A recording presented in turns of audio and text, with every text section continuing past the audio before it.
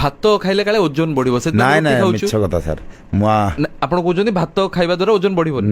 ନାଇଁ ବଢିବନି। ମୁଁ ତ ପିଲାବେଳୁ ଆଜି ପର୍ଯ୍ୟନ୍ତ ଭାତ ଖାଉଛି। ମୋ ବାପା ବି ଭାତ, ଆମର ଘରେ ଆଜି ପର୍ଯ୍ୟନ୍ତ ରୁଟି ହିଁ ବନାଏନି। ଆଉ ମୁଁ 21 ବର୍ଷ ଇଣ୍ଡିଆନ୍ ଆର୍ମିରେ କଲି।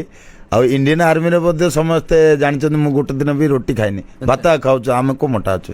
ଆପଣ ଦେଖନ୍ତୁ ଆମର ଯେତେ ଆମର ଇଷ୍ଟର୍ଣ୍ଣ ସାଇଡ଼୍ରେ ହଉ କି ସାଉଥ୍ ସାଇଡ଼୍ର 2-3ଟା ଷ୍ଟେଟ୍ ଅଛି, ଆନ୍ଧ୍ରା, ତାମିଲନାଡୁ, କେରଲା, ନା ତ ଆମର ଇଷ୍ଟର୍ଣ୍ଣ ସାଇଡ଼୍ ଆମର ଓଡ଼ିଶା, ବଙ୍ଗାଲ ଆଉ ଆସାମ, ଏ ସବୁ ଜାଗାରେ ତ ଭାତ ଖାଉଛନ୍ତି ନା, ସବୁ ମୋଟା ଅଛନ୍ତି। ବନେଇଲା କିଏ ଯେ ଭାତ ବନେଇଛନ୍ତି? ସେ କାହା କଥା ଶୁଣିକି।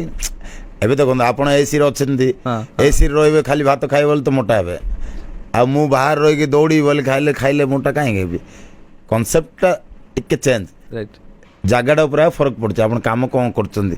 ଆପଣ ୱାର୍କଆଉଟ୍ କରିବେ ଯେଉଁଟା ଖାଇଲେ ହେଲେ ଏବେ WWF ଲୋକ ଯାକ ଆପଣ ଦେଖୁଥିବେ, ଯେଉଁ ରେସଲର ଯାକ, ସେମାନେ ତ ଦବେଇ ଖାଉଛନ୍ତି, କେଜି ଚିକେନ୍ ଖାଉଛନ୍ତି, ସବୁ ଖାଉଛନ୍ତି, ଫିଟ୍ ଅଛନ୍ତି ନା। ଅର୍ଥାৎ ଆମେ ଯେତେ ପରିମାଣରେ ଖାଇବା ୱାର୍କଆଉଟଟା ବି ସେତେ ପରିମାଣ, ହଁ ଏନର୍ଜି ଆସିବ ନା ସାର୍। ଡାଏଟ୍ଟା ଯେତେ ଭଲ ହେବ, ସ୍ୱାସ୍ଥ୍ୟ ହେବ, ଏନର୍ଜି ଆସିବ। ହଁ ଏତିକି କ'ଣ ଜଙ୍କ ଫୁଡ଼୍ରୁ ଆପଣ ଖାଇବାଟା ଆଭଏଡ଼ କରିବାକୁ ପଡ଼ିବ। କାହିଁକିନା ତା ଦେହରେ ସେ ଆଜିର ତେଲ କି କାଲିର ତେଲରୁ ଛାଣିକି ଦେବ, ଯେଉଁଟା ବି ତ ଛାଣିକି ଦେଲା ନା ସେଇଟା ବନିବ ଜଙ୍କ ଫୁଡ଼୍। ତ ସେଇଟା ଆମେ ଜାଣିନୁ ନା ସେ କେଉଁ ତେଲରୁ କାଢ଼ୁଛନ୍ତି।